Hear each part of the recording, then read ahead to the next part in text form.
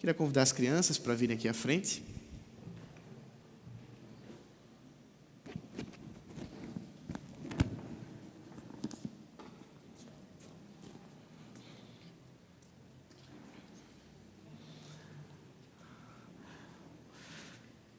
Tudo bem com vocês? Aham, podem vir aqui, estou esperando, todo mundo. Não tem pressa, não precisa correr muito para não cair, tá, gente? Calma aí. A gente espera, todo mundo. Vocês sabem que eu gosto muito de perguntas de criança. Sabe o que é pergunta de criança? São aquelas perguntas difíceis que os adultos não gostam de responder. Já aconteceu isso com vocês? De fazer uma pergunta mais difícil para o papai e para a mamãe sobre a Bíblia, e eles dizerem assim: isso aí eu não sei o que dizer não. Já aconteceu com vocês? Já? Já aconteceu? Não? E aí com vocês? Já? Já aconteceu com vocês?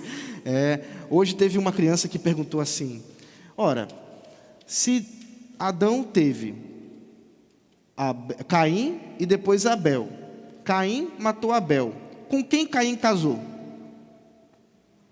Boa essa, né? É meio difícil também de responder, mas eu ajudo vocês. Adão e Eva tiveram vários filhos e filhas, e naquela época podia casar irmão com irmã. Acredita nisso?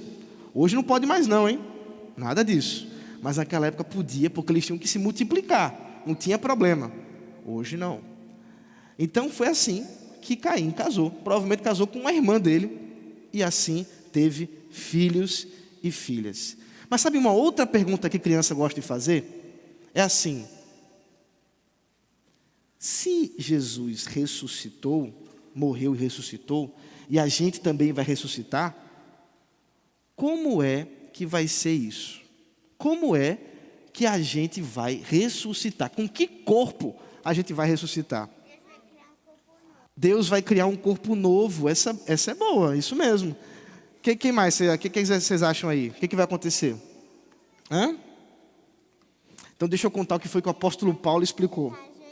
Deus vai ressuscitar a gente, isso mesmo. Olha só, a morte não pode vencer. E sabe como é que vai ser isso?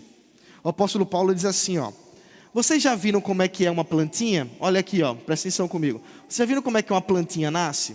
O que tem que jogar na terra para a plantinha nascer?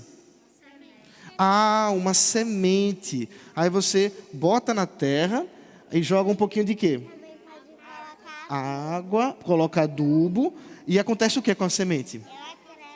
Ela vai crescendo, crescendo, crescendo, e vira uma linda planta. Às vezes uma árvore bem grandona, não é mesmo? Ou uma florzinha bem linda também. E sabe o que acontece? O apóstolo Paulo, escrevendo lá para os irmãos da igreja de Corinto, ele disse assim: olha, o nosso corpo, quando ele for enterrado, ele vai ser como se fosse uma semente. É só uma sementinha que vai ser colocada ali, para que Deus faça brotar um corpo novo, glorificado, um corpo diferente, um corpo mais glorioso, inclusive sem pecado. Olha que legal. Deus vai nos dar um corpo glorificado, sem pecado. Fala. Esse corpo vai ficar na terra ou no céu? Essa pergunta é muito boa. O apóstolo João, que estava preso numa ilha chamada Patmos, ele teve uma visão. E nessa visão, ele viu que Jesus estava restaurando todas as coisas. E no meio dessa restauração, ele viu que Jesus fez novos céus e fez uma nova terra. Não uma nova terra porque ele vai destruir tudo. Uma nova terra porque ele vai renovar essa terra, como o nosso corpo também será todo renovado. Então nós vamos habitar em novos céus e nova terra. Isso é tão legal. Quem sabe esse corpo vai ter uma capacidade diferente do que essa que a gente tem hoje. Por exemplo, limitado a ficar, preso no chão. Afinal de contas, tem tantas galáxias aí para a gente conhecer, não é? Quem sabe o nosso corpo glorificado vai poder viajar nessas galáxias, vai viajar para conhecer as estrelas mais distantes no céu, não é? sem preocupar com a respiração. Olha só, quem sabe? Eu não sei, o Senhor sabe, e Ele disse que nós vamos ter um corpo diferente desse que a gente tem. Últimas perguntas, espera aí, você primeiro, Caleb, depois Manuel.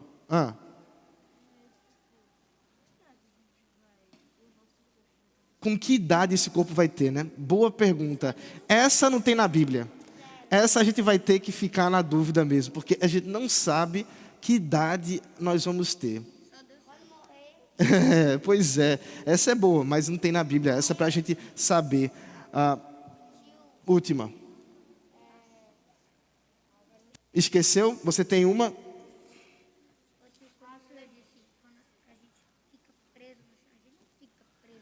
Ah, não. Por que faz a gente ficar preso no chão, então? Ah, tem uma lei. Na verdade, tem uma força chamada gravidade. Ah, sim, mas você não consegue voar. Porque existe uma força de atração chamada gravidade, que faz a gente ficar aqui, ó. Calma. Se for para morrer, já sei quantos anos vai ter. Ah, é? Qual vai ser a idade? Tem 0 anos aqui. 0 anos? Porque ainda vai ser neném. Ah, vai ser neném, é verdade. Mas o corpo vai parecer com que idade? A gente não sabe. Não sabe. Ó, tem muita pergunta aqui e eu não vou conseguir. A gente vai mudar de aparência, a gente vai ficar com essa mesma aparência. Eu não sei como é que vai ser a nossa aparência, mas Jesus, quando foi glorificado, Maria Madalena tentou reconhecê-lo e de primeira ela não entendeu quem era. Mas quando Jesus falou Maria, na hora ela sabia quem era Jesus. Então parece que a gente vai poder reconhecer uns aos outros. Não sei como é que vai ser, mas eu tenho algum reconhecimento. Última pergunta, João. Última. A gente vai poder ter poder no chão? Poder? Alguns poderes. Tipo, de poder levantar as coisas com a mente. Ok. Você quer saber se a gente vai ter poder de levantar as coisas com a mente? Boa pergunta. Não sei se nós vamos ser X-Men, mas aí essa dúvida a gente vai ter que guardar para quando Jesus voltar e ressuscitar o nosso corpo. Combinado? Por enquanto é só, pessoal. O resto vocês vão ter que perguntar para o papai e para a mamãe. Oi. Mas o senhor é meu pai. Consegue pular mais alto na lua, que a gravidade é mais fraca. É verdade, na Lua a gente tem uma gravidade menor e a gente consegue pular mais alto. Bem lembrado isso. Agora vamos fechar os olhos e vamos saber o seguinte, ó, que essa esperança é maravilhosa porque não há motivos para a gente ter medo da morte. E presta bem atenção, não há motivos para a gente ter medo da morte, porque a morte não vence no final. Quem vence no final é? Isso mesmo, Deus, é Jesus Cristo. Não precisa ter medo, porque Jesus venceu a morte. Vamos fechar os olhinhos para orar agora? Jesus, Deus é a mesma pessoa. Jesus, é verdade. Essa vai ser uma outra para o seu pai responder essa também, tá bom? Fecha os olhinhos agora e vamos orar. Obrigado, Senhor, pelos filhos. Obrigado pelas crianças, Senhor. Por esse tempo gostoso que o Senhor nos dá de instruí-las na Tua Palavra. Que elas possam ter um gosto por conhecer mais a Tua Palavra, por se aprofundar mais no Teu amor e saber que tudo isso é real e que a morte não vence no final, mas sim o Teu Filho Jesus Cristo, o campeão, o Rei dos Reis, que já venceu e ressuscitou, e nós também com Ele ressuscitaremos para a glória. Em nome de Jesus Cristo, amém, amém. Deus abençoe vocês. Vocês vão voltar agora para perto do papai e da mamãe, porque hoje é ceia, e no dia de ceia as crianças ficam para poder ouvir mais sobre esse momento de celebração, tá certo? Fiquem juntos. Tá bom, combinado então.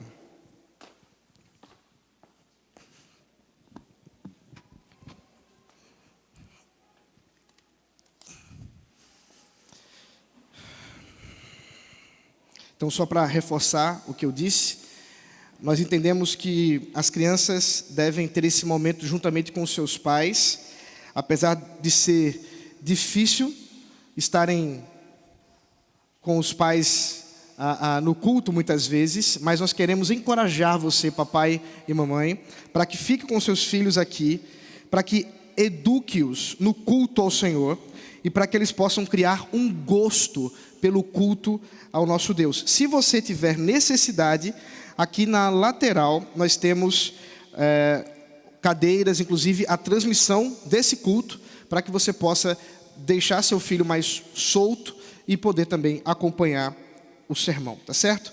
Mas nós queremos fazer como o antigo Israel fazia, onde as crianças olhavam e perguntavam: o que é isso? E aproveitavam esse momento para ensiná-los sobre a Páscoa. Vamos abrir a palavra do Senhor na primeira carta de Paulo aos Coríntios, capítulo 15. E agora, a partir do versículo 35. Nosso objetivo é terminar o capítulo 15, portanto, do versículo 35 até o versículo 58.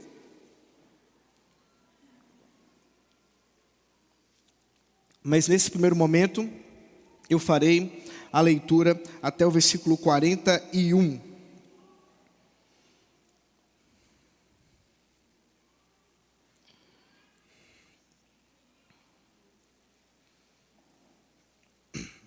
Acompanhe comigo a leitura da palavra. Mas alguém dirá: como é que os mortos ressuscitam? E com que corpo virão? Insensato, o que você semeia não nasce se primeiro não morrer. E quando semeia, você não semeia o corpo que há de ser, mas o simples grão, como de trigo ou de qualquer outra semente. Mas Deus lhe dá o corpo, como Ele quer dar, e a cada uma das sementes dá o seu corpo apropriado. Nem toda a carne é a mesma, porém uma é a carne dos seres humanos, outra a dos animais, outra a das aves e outra a dos peixes. Também há corpos celestiais e corpos terrestres, e sem dúvida, uma é a glória dos celestiais e outra a dos terrestres. Uma é a glória do sol, outra a glória da lua e outra a das estrelas, porque até entre estrela e estrela há diferenças de glória. O 42. Pois assim também é a ressurreição dos mortos. Semeia-se o corpo na corrupção, ressuscita na incorrupção. Semeia-se em desonra, ressuscita em glória. Até aqui, depois faremos a leitura no decorrer da exposição. Oremos ao Senhor mais uma vez. Deus maravilhoso, a Tua palavra é quem deve falar aos nossos corações. Seja o Senhor a nos dizer como devemos viver, seja o Senhor a nos dizer como devemos crer e o que devemos crer. Dá que possamos ser instruídos por Ti, ó Deus, que Teu Espírito fale conosco nessa noite. Em nome de Jesus, o nosso Senhor e Salvador. Amém. Meus irmãos, sem dúvida a morte é um problema para muitos. E nós não precisamos ir muito longe. Nós tivemos agora há pouco tempo uma situação difícil por causa da morte. Uma cantora famosa, muito conhecida por boa parte dos brasileiros, teve uma morte extremamente prematura, pelo menos aos olhos humanos. Sabemos que da vontade de Deus isso nunca é prematuro. Mas o fato é que as pessoas estavam realmente entristecidas, consternadas com o fato da morte. Uma pessoa que um dia estava com tanta vida, com tantos planos, no outro está sendo enterrada em meio a muitos e muitos olhos marejados. A morte incomoda. E se você já teve entes queridos que morreram, você sabe que essa separação, essa ruptura, ela é dolorosa. Apesar de muito romance e de muitas vezes as pessoas romantizar bastante a morte, ela não é tão bonita assim, não é mesmo?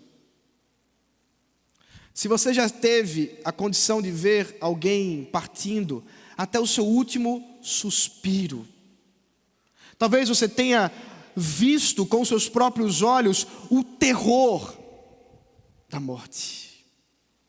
E para muitos, a morte é de fato alguma coisa tão terrível, tão assustadora, que não gostam nem mesmo de pensar sobre o assunto. temem sequer falar da morte. No entanto, para o crente é diferente.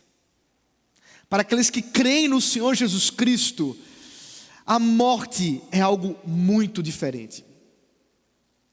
Existe uma cantora chamada Audrey Assad, que ela escreveu compôs uma música chamada Death Be Not Proud, com base numa poesia escrita por um pastor anglicano chamado John Donne. E eu passo a ler essa letra em português, que diz assim: morte, não se orgulhe, embora o mundo inteiro tenha medo de você. Poderoso e terrível você pode parecer, mas morte, não se orgulhe, pois seu orgulho falhou com você. Você não vai me matar, embora você possa habitar em pragas e venenos. Você é um escravo do destino e de homens desesperados. Portanto, ó morte, se o seu sono é a porta para o céu, por que sua confiança quando você não existirá mais? Você não existirá mais. Você não existirá mais. Até a morte morrerá. Morte, não se orgulhe. Até a morte morrerá. Essa canção descreve bem o fato do destino da morte. E o que pode parecer, portanto, alguma coisa terrível, passa na compreensão bíblica a ser simplesmente um momento em que nós deixamos essa capa, esse corpo que como uma semente é depositado na terra, para ser semeado em breve, quando o Senhor Jesus Cristo voltar na grande ressurreição. É exatamente disso que Paulo passa a tratar no final do capítulo 15. Ele já está tratando a respeito da ressurreição desde o início do capítulo. Nós já vimos bastante sobre esse assunto, a dificuldade que Paulo teve com irmãos daquela igreja. Alguns realmente, por causa da influência pagã, não compreendiam a importância do tema da ressurreição, e muitos realmente estavam perdidos, a ponto de dizerem que ela já havia ocorrido ou que mesmo não aconteceria. E Paulo gastou bastante tempo, esse é um dos maiores capítulos de toda a carta, falando sobre isso, falando e desenvolvendo argumentos em benefício da vida e da esperança da ressurreição. Agora, portanto, ele passa a concluir esse grande argumento, ou esses grandes argumentos, explicando não só a importância do tema, mas como, daquilo que podemos entender, isso acontecerá, a fim de que possamos ter uma esperança em meio ao caos da morte. É por isso que hoje, meus irmãos, nós podemos dizer, e esse é o grande título desse sermão: morte, não se orgulhe. Não se orgulhe. Porque o Deus Criador é o Deus ressuscitador. E esse é o primeiro argumento dele, versículo 35 ao 41, que já lemos. Paulo diz, como alguns podem perguntar talvez, como isso vai acontecer?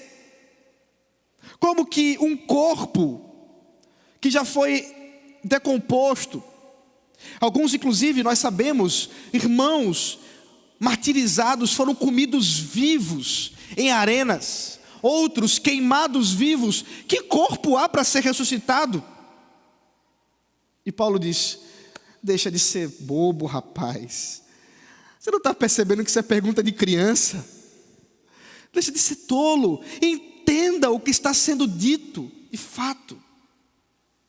E Paulo começa a descrever com exemplos da vida, do cotidiano, com ilustrações ricas de como esse corpo tornará a viver. Num ambiente, meus irmãos, que nós vivemos, onde o corpo é desprezado, muitas pessoas têm dificuldade em entender da importância e do valor do corpo, mas o corpo foi criado por Deus. Mas esse corpo, meus irmãos, que nós hoje temos ou somos, é apenas uma demonstração pequena daquilo que haveremos de ter, de habitar, de ser, quando o Senhor Jesus Cristo vier. Veja o versículo 36. Insensato, o que você semeia não nasce, se primeiro não morrer. 37. E quando semeia, você não semeia o corpo que há de ser, mas o simples grão, como de trigo ou de qualquer outra semente. Porque é o próprio Deus que constituiu uma diversidade de sementes para uma diversidade de flores e frutos, de árvores frondosas. E a semelhança do que ele fez ali, ele também fez com respeito ao corpo. E é por isso que a semente precisa morrer. É claro, eu não sou biólogo, Paulo também não era. E ele está falando que a semente morre. E nós sabemos que não é bem assim o processo para que se desenvolva uma árvore. Mas isso não é o ponto dele. O que ele está descrevendo é simplesmente uma questão fenomenológica. Quer dizer, é apenas aquilo que ele observa, e qualquer pessoa pode observar, ao lançar uma semente na terra, e de repente vida passa a brotar. E essa descrição é muito real, é muito viva. As crianças conseguem entender. E eu sei que vocês também conseguem. Ou quantos de nós, quando estavam no período escolar, não fizeram aquela experiência extraordinária de pegar um feijãozinho, colocar no algodão e ali molhá-lo, a fim de que brotasse um novo feijãozinho nascendo ali, uma plantinha do feijão nascendo. A semelhança disso, Paulo diz, o nosso corpo que está perecendo, que há de se encontrar com a morte, não morre para morrer, mas morre para ser como um grão que vai viver. E agora, com mais glória, com mais beleza, porque se uma semente, como o nosso corpo é, já é algo tão maravilhoso, perceba,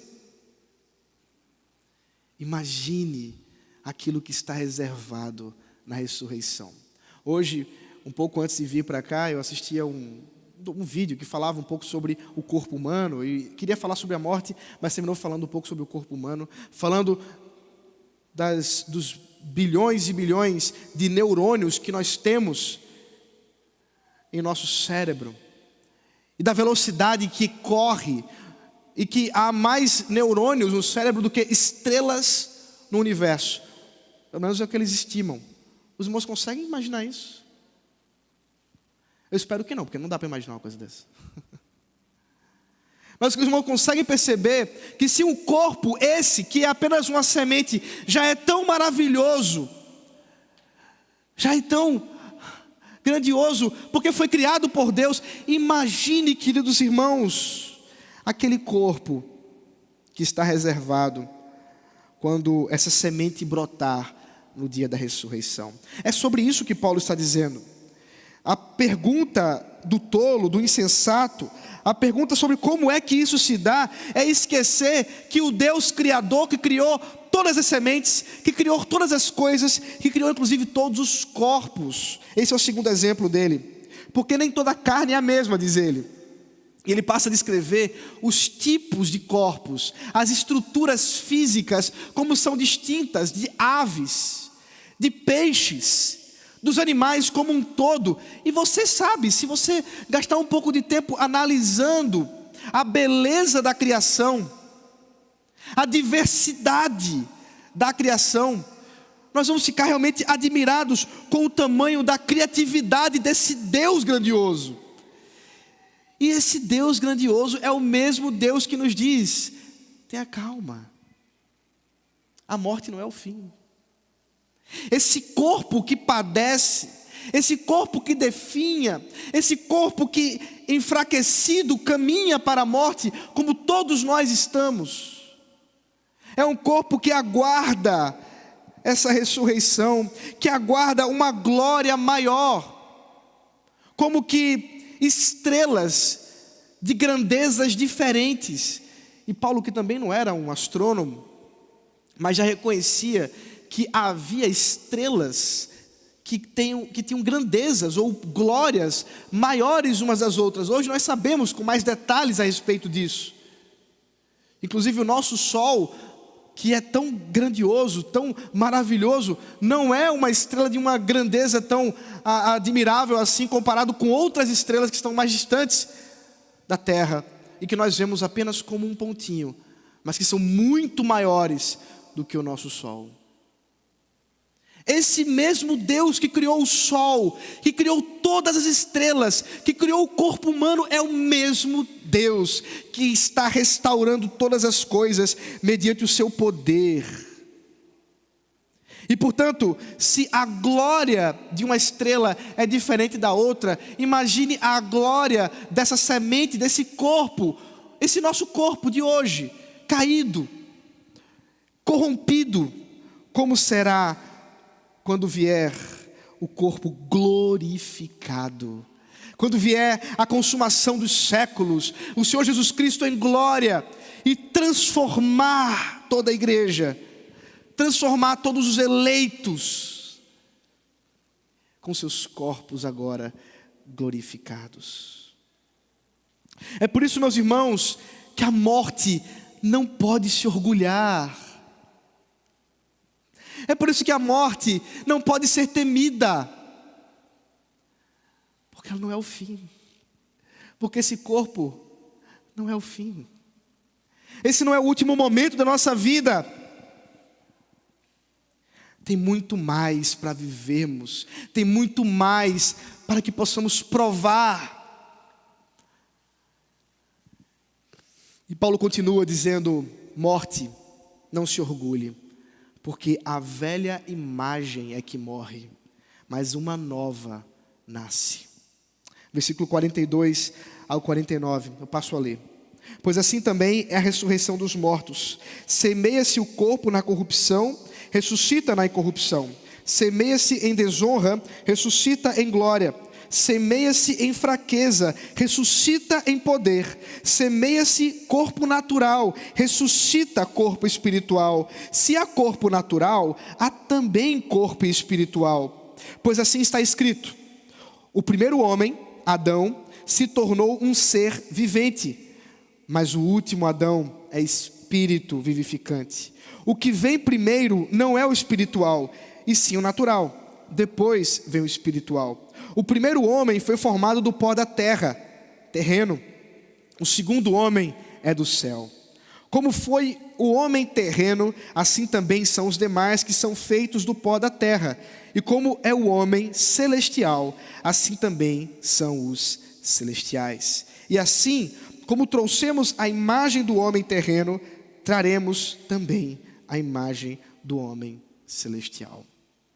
O apóstolo Paulo aqui desenvolve o problema do nosso corpo natural. Nós sabemos que Deus criou Adão do barro, do pó da terra, e soprou em suas narinas, a fim de que ele fosse alma vivente, ser vivente. E nós sabemos também que por causa do pecado, a corrupção entrou no ser de Adão e o corrompeu integralmente, seja de dentro da sua alma ou de fora, do seu corpo, da sua estrutura física. E todo o seu ser foi corrompido. E o apóstolo Paulo, portanto, passa a mostrar que enquanto Adão, o primeiro a ser criado, o qual é nosso pai, e todos nós nascemos dele, é uma demonstração da nossa própria corrupção natural, Cristo nos aponta para a incorrupção. E assim, esse corpo corrompido que nós temos hoje, realmente há de padecer, morrer, mas há um corpo incorruptível.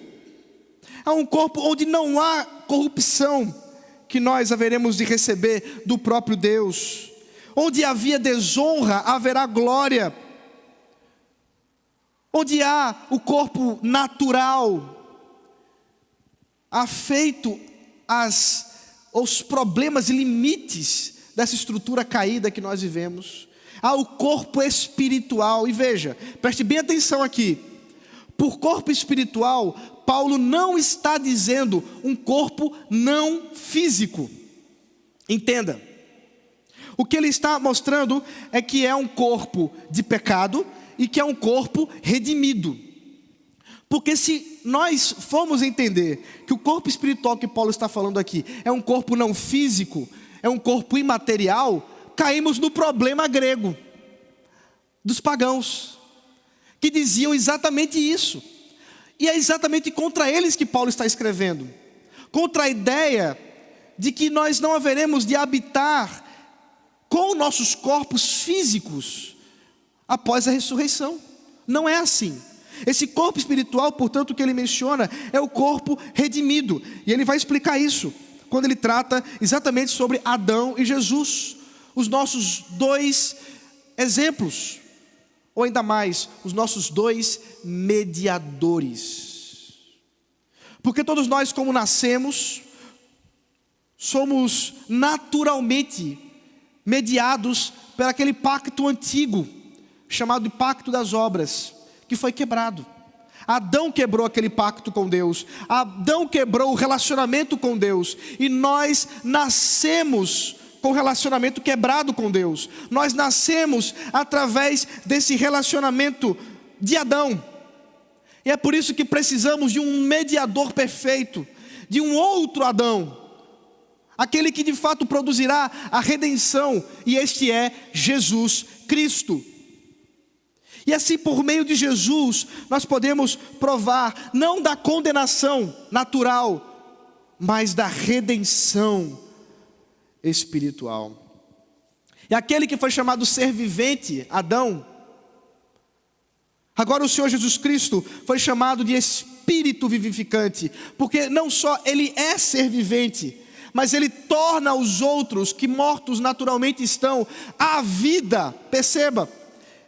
E olha que maravilha, nós que já provamos dessa redenção, podemos dizer que aquele que nos deu vida, que nos tornou vivificados pelo seu poder redentor, por aquela cruz terrível que ele derramou o seu sangue, é de fato o primeiro momento dessa obra maravilhosa que ele vai cumprir plenamente até a sua volta, quando ele vier restaurar todas as coisas, inclusive nossos corpos. Assim,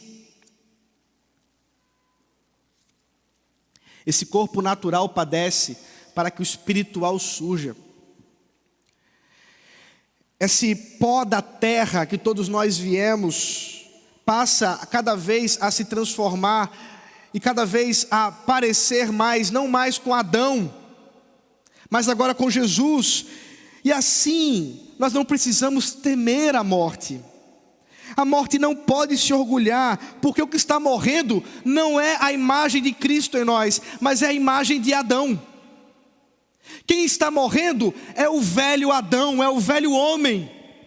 O corpo que padece não é o corpo em Cristo, mas é o mero corpo que, a exemplo de Adão, precisa morrer para que um novo corpo surja, o corpo à imagem de Jesus Cristo. Morte, você não pode se orgulhar, porque você não pode atingir o corpo da imagem de Jesus Cristo. E é exatamente isso que estamos vivenciando hoje, esse progresso de santificação que todos nós estamos participando por meio do Espírito Santo, é exatamente o meio pelo qual nós nos separamos dessa corrupção, para podermos provar da incorrupção. Assim, meu amado irmão, minha amada irmã, não tenha medo da morte. A morte não pode atingir a imagem de Jesus Cristo impressa em nós. Nós não sabemos o dia de amanhã. Nós não sabemos qual é a vontade do Senhor ao nosso respeito. Talvez o Senhor esteja muito perto de levar alguns de nós. Mas não tenham medo. Não tenham medo. O corpo que padece é apenas aquilo que precisa ser corrompido e que pode ser corrompido, porque nós já provamos dessa glória celestial em Cristo, para que provemos em breve a glória completa quando Ele vier. A morte não pode se orgulhar. Sabe por quê? Porque, em terceiro lugar, a morte morrerá porque Cristo venceu. Versículos 50 ao 57 diz assim: com isto quero dizer, irmãos, que a carne e o sangue não podem herdar o reino de Deus, nem a corrupção herdar a incorrupção. Eis que vou lhes revelar um mistério. Nem todos dormiremos, mas todos seremos transformados. Num momento, num abrir e fechar de olhos, ao ressoar da última trombeta. A trombeta soará, os mortos ressuscitarão incorruptíveis e nós seremos transformados. Porque é necessário que este corpo corruptível se revista da incorruptibilidade e que o corpo mortal se revista da imortalidade. E quando este corpo corruptível se revestir da incorruptibilidade e o que é mortal se revestir da imortalidade, então se cumprirá a palavra que está escrita: tragada foi a morte pela vitória. Onde está, ó morte, a sua vitória? Onde está, ó morte, o seu aguilhão? O aguilhão da morte é o pecado, e a força do pecado é a lei. Graças a Deus que nos dá a vitória por meio de nosso Senhor Jesus Cristo. A morte não pode se orgulhar, porque o destino dela é morrer. Porque o Senhor Jesus Cristo, o nosso Senhor Jesus, venceu a morte e há de finalmente vencê-la por completo na ressurreição. Os corpos corrompidos, de fato, não podem herdar o reino de Deus. E é por isso que ele diz que carne e sangue não herdarão esse reino. Não porque é material, mas porque a carne e sangue corruptível, de pecado, de fato, não pode provar da incorruptibilidade, porque essa, para ser provada, é necessário que haja uma transformação. E aí está o mistério. Como que isso vai acontecer? E as crianças perguntam: como é que vai ser esse corpo transformado? Qual a altura? Qual a largura? Qual a idade que vamos aparecer? O ponto é que Paulo passa a nos contar de um mistério. E continua sendo um mistério porque ainda há muita coisa a ser revelada. Mas aqui nós já podemos entender que é necessário que haja transformação.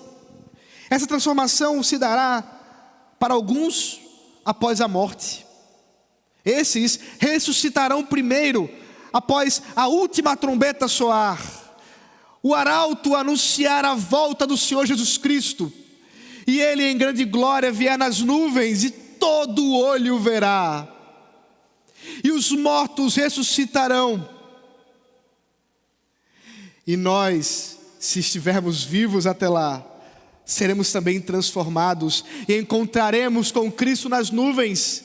É assim que o apóstolo Paulo também trata na sua primeira e segunda carta aos Tessalonicenses. Os mortos têm primazia. De fato, eles vão primeiro. Mas os vivos transformados se encontrarão em sequência. E todos, revestidos da incorruptibilidade, revestidos da imortalidade, haveremos de dizer: foi cumprida a palavra do Senhor. Ele passa a citar Isaías capítulo 25, versículo 8, e Oséias capítulo 13, versículo 14, dizendo: tragada foi a morte pela vitória. Onde está, ó morte, a sua vitória? Onde está, ó morte, o seu aguilhão? A beleza dessa poesia nos leva a considerar a derrota da morte pela vitória de Cristo. A temível morte perecerá. É ela que deve temer. Não se orgulhe, morte, porque você vai morrer, porque você vai perecer. E nem mesmo o aguilhão da morte poderá permanecer. O aguilhão, meus irmãos, é aquilo que era usado para os animais, para espetá-los. E aqui nós encontramos o aguilhão da morte. Havia um entendimento naquele período que a morte, ela vinha acompanhado de uma aferroada, que a morte, e daí vem a ideia do ceifeiro, alguns já devem ter visto isso, que representa a morte com aquele ceifador, né? Com aquele objeto que usa para o campo. E é exatamente nesse aferroar, esse aguilhão que penetra e dói como um ferro afiado que corta e dilacera, a morte fria e terrível. E havia uma compreensão que a morte vinha acompanhada exatamente disso. E o temor do aguilhão. E Paulo explica: o aguilhão da morte é o pecado. O que espeta o coração do homem é de fato o pecado. E o que traz força a esse pecado é a lei que nos condena, porque nós não podemos cumpri-la. Mas graças a Deus, ele conclui: porque é Cristo que nos dá a vitória. Não somos nós que vamos vencer a morte. Não somos nós que vamos enfrentá-la. Nós não vamos precisar nem mesmo batalhar contra ela, porque ela não nos oferece perigo. Porque o máximo que ela pode fazer é simplesmente tirar de nós aquilo que já não é mais nosso. Porque o que nós esperamos não é mais deste corpo, mas é o corpo ressurreto e glorificado. Graças a Deus que nos dá a vitória por meio do Senhor Jesus Cristo. Essa vitória que foi produto da cruz, porque foi exatamente Ele pendurado no madeiro. Ele enfrentou a morte naquele momento, quando Ele tomou o cálice da ira de Deus. E no Getsemane Ele orou dizendo: Pai, se possível, afasta de mim esse cálice, mas seja feita a tua vontade. E de fato a vontade de Deus foi feita, e Ele recebeu sobre si a nossa morte, porque sendo puro, justo, não tendo pecado, Ele não poderia ter sido aferroado pela morte. Mas Ele foi. E Ele só foi porque a morte que Ele morreu não era dele, era a nossa. E se Ele morreu a nossa morte, de fato podemos ter vida. E é por isso que a cruz é a verdadeira esperança. E a ressurreição é a evidência cabal, para que não haja dúvida. E esse vídeo que eu mencionei, que eu assisti, que falava um pouco sobre a morte, o locutor fazia uma piada: a gente não sabe o que vai acontecer depois da morte, afinal de contas ninguém voltou de lá. Opa! É aí que você se engana. Teve um que voltou de lá. E em grande glória, porque o túmulo está vazio, e o túmulo vazio é a confirmação da vitória de Cristo, e a verdadeira esperança para que possamos firmemente e bravamente viver ainda nesse mundo. E é exatamente isso que Paulo conclui. O versículo 58 nos leva a considerar: morte, você não pode se orgulhar, porque nós não temeremos, pois esse mundo não é vão. Esse mundo não é vão. Veja comigo o versículo 58. Portanto, meus amados irmãos, sejam firmes, inabaláveis e sempre abundantes na obra do Senhor, sabendo que no Senhor o trabalho não é vão. Aí está a chave.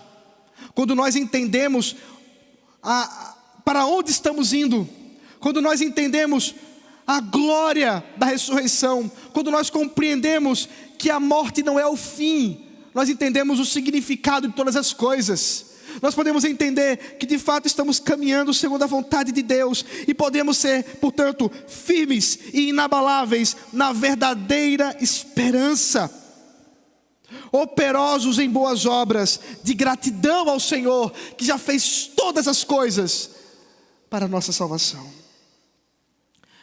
Amados, nós não estamos aqui em vão. Você não está aqui em vão. Você não veio hoje passar algumas horas aqui sentado, sem muito conforto, nesse calor, em vão. Você não está nesse mundo de pecado, nesse mundo terrível de injustiças, em vão. Você não está nesse mundo de sofrimentos, em vão. Não, porque você é chamado por Deus para se manter fiel, a fim de que o seu corpo, que está se decompondo, que está se acabando, seja levado para que um novo corpo surja. E assim podemos operar em obras. O que você faz nesse corpo que está padecendo é gratidão ao Senhor. É agora. Você não é chamado para fazer isso no futuro, mas agora. Porque é a esperança que se cumpre agora. Perceba, a redenção não é algo que nós aguardamos para o futuro, mas ela já aconteceu, porque lá estava o Senhor Jesus Cristo pendurado no madeiro há 2000 anos atrás, e Ele fazia isso para que nós pudéssemos considerar a nossa vida hoje e entender o nosso chamado. Faz sentido temer a morte? Não. Morte, não se orgulhe. Amados irmãos, não tema a morte. Ela não é a palavra final. O caixão fechado não é a palavra final. A terra colocada em cima do caixão não é a palavra final. O cimento, o tijolo colocado na parede não é a palavra final. A palavra final foi o Senhor Jesus Cristo, dizendo na cruz: está consumado. Morte, não se orgulhe, porque Ele venceu. Ele venceu. E nós vencemos com Ele. Louvado seja o Senhor. Vamos orar. Santo Deus maravilhoso, nessa noite, Pai, diante da morte, diante, Senhor, da certeza de que nós, inevitavelmente, haveremos de padecer e de perecer, se o Seu Filho Jesus não vier antes. Nós rogamos que o Senhor nos dê a coragem, na convicção e na esperança da ressurreição. A morte não pode vencer, antes ela foi derrotada na cruz. E nessa noite nós podemos considerar a nossa vida, que nós não devemos temê-la, mas antes aguardá-la com coragem, com fidelidade e firmeza no coração, sabendo que o nosso dia está já guardado, que já está datado pelo Senhor, é o dia em que haveremos de largar o corpo corruptível e mortal para receber, aguardando o Senhor Jesus Cristo, um novo corpo, um corpo da ressurreição, um corpo semeado por esse fraco para o outro glorioso, incorruptível e imortal. Por isso, Senhor, abençoa Teu povo, a fim de que essas verdades realmente permaneçam no coração e nos dê a certeza da vida eterna. Em nome de Jesus. Amém.